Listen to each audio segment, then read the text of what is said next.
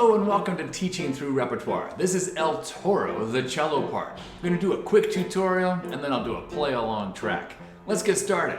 Looking right away, we have some interesting bowing decisions to make. I like my downbeats to have down bows, and I also like double ups as a way to feel like we're moving forward in the measure. So in measure 1, you have down and a lift. I like that a lot. So let's keep that bowing for measures 1, 3, 5, and 7. Notice each of those measures is the same music. So let's just do the same bowing. Down, lift, down, up, down, up. Now you'll see that music happen a lot for the cello part. You'll have it in measure 27, 29, jumping ahead at 45 and 47, 49, 51, and all throughout the coda.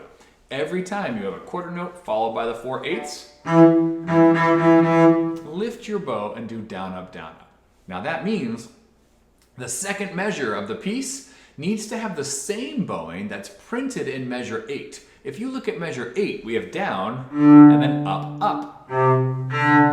That's a good bowing. That lets you move forward. It propels you to the next downbeat and makes the downbeat the strongest and firmest sound that you play, which makes sense for things in 3/4 especially.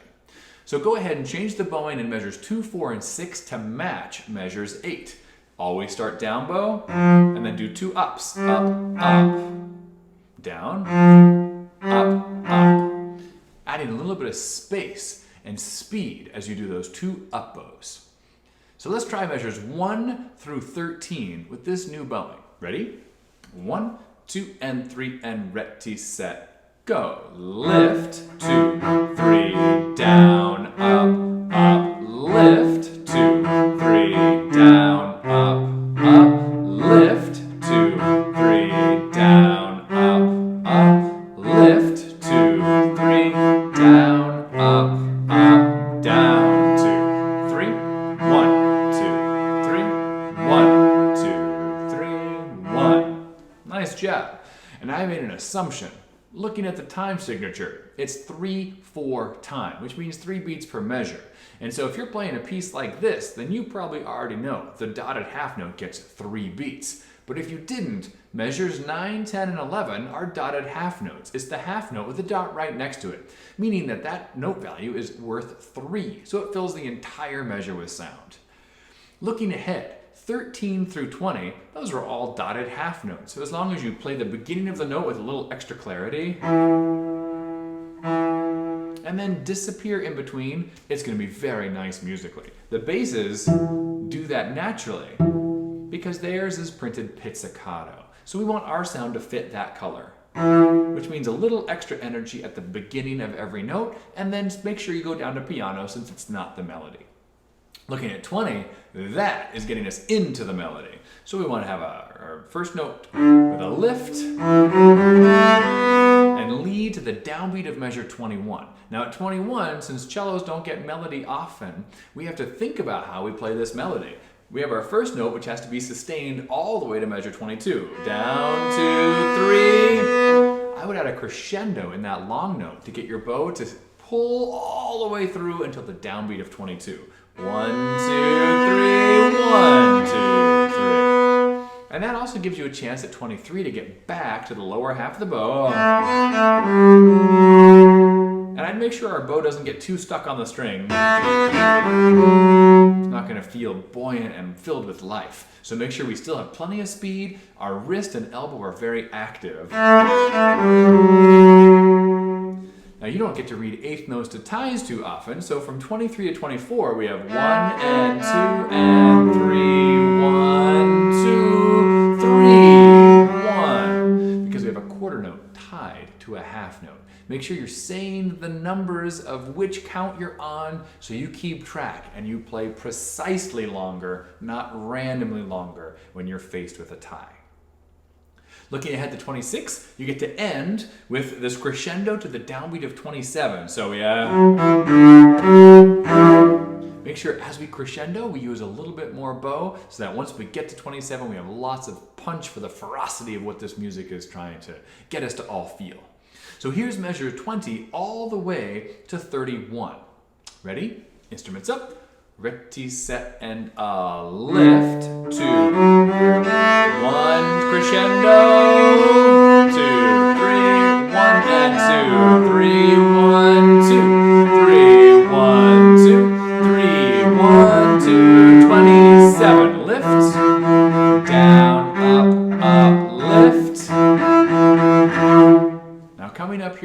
31, we have these 2-note slurs. Make sure that our elbow is at the right height so we can, when we do have the string crossing, we're ready for it. Notice my elbow comes up slightly, so I'm ready for first finger B.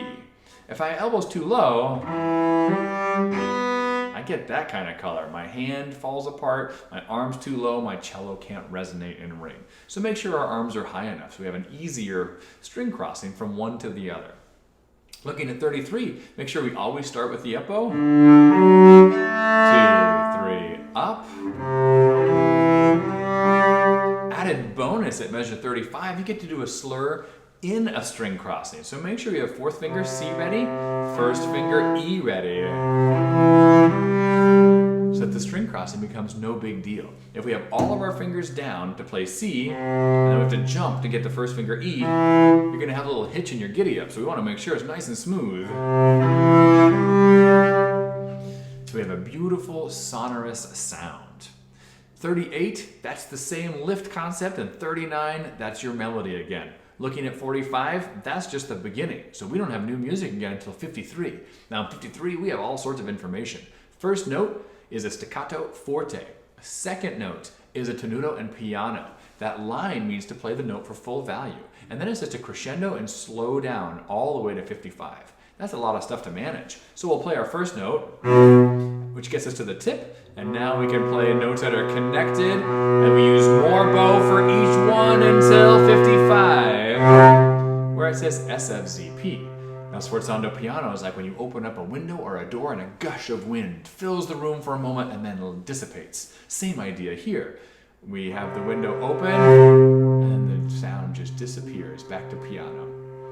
Now the reason it needs to get soft is because the violin has a melody here given to us by a solo violinist. So one single violinist, not a whole section. So we have to be really, really soft so we don't cover up that sound. The cello gets to do it as well and measure 56. If you notice, 56, SFZP, and then you have a fermata, but then you have a notes next to it in a bracket that says solo. That means one cellist will play.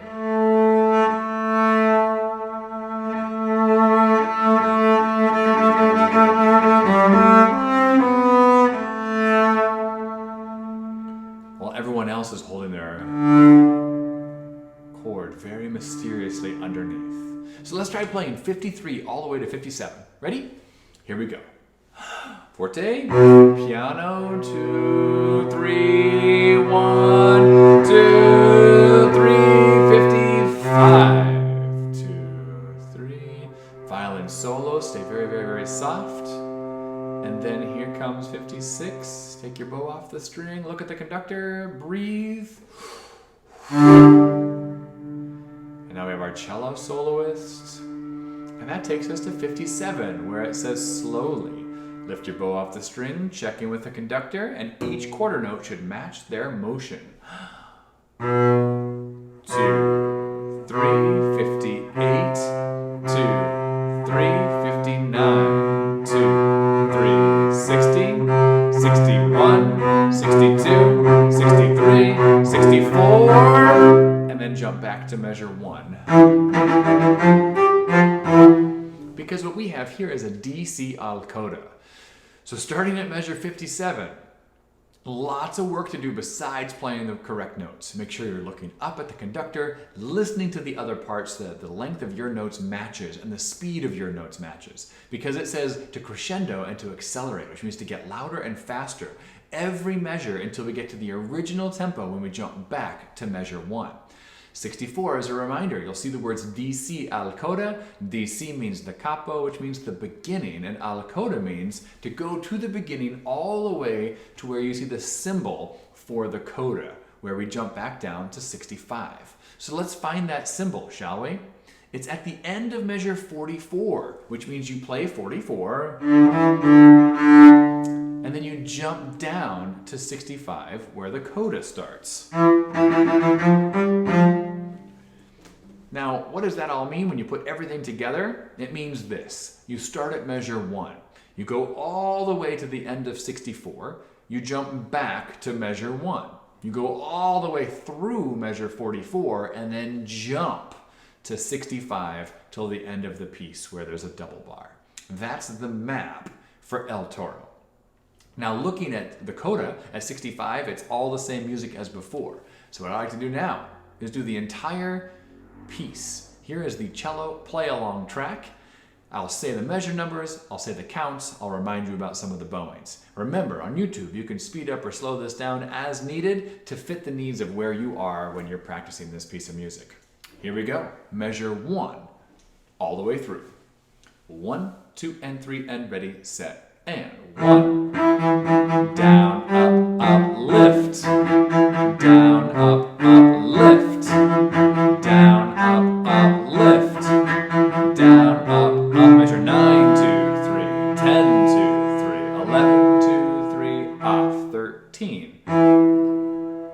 Stay piano, play the note, get out of the way. 1, 2, 3, 1, 2, 3, 1, 2, melody, 21, 2, 3, 2, 3, 1, 2, 3, 1, 2, 3, 1, 2, 3, 1, 27, lift, down, up, lift, 31, slur, 2, 3, slur, 2, 3, 1, 2, 3, slur, 2, 3, slur, lift, 1, 2, 3, 41, 1, 2, 3, 1, 2, 3, 1, 2, 45, down, up, lift, down, up, lift, down, up, lift, down, up,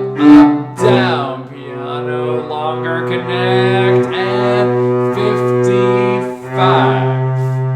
You'll hear the violin solo, playing beautifully in the background, listening for them to be done. Lift your bow, look at the conductor, and you'll listen for the cello solo, playing very quietly so the cellist can be heard. You'll look up at the conductor for the cutoff, and 57 starts slowly. 1 and 2 and 3 and 58 and 2 and 3, 59, 2, 3, 60, 61, 62, 2, 3, 3, 2, 3, ready, measure 1, 1, 2, 3, down, up, down, down, up, lift, down, up, lift, down, up, 1, 2, 3, 1, 2, 3, 1, 2, 3, 1, 13, 1, 2, 3, 1, 2, 3, 1, 2, 3, 2, 3, 1, 2, 3, 2, 3, 1, 2, 3, 1, 21, 2, 3, 1, 2, 3, 1, 2, 1, 2, 3, 1, 27, 1, lift, up, lift, 31, rest, 1, 2, 3, rest, 2, 3, rest, 2, 3, rest, lift, 2, 3, 1, 2, 3, 1, 2, 3, 1, 2, 3, lift, and lift, down, up, lift, down, up, 1, 2, 3, 2, 3, 1, 2, 3, 1. Did you remember to go to the coda?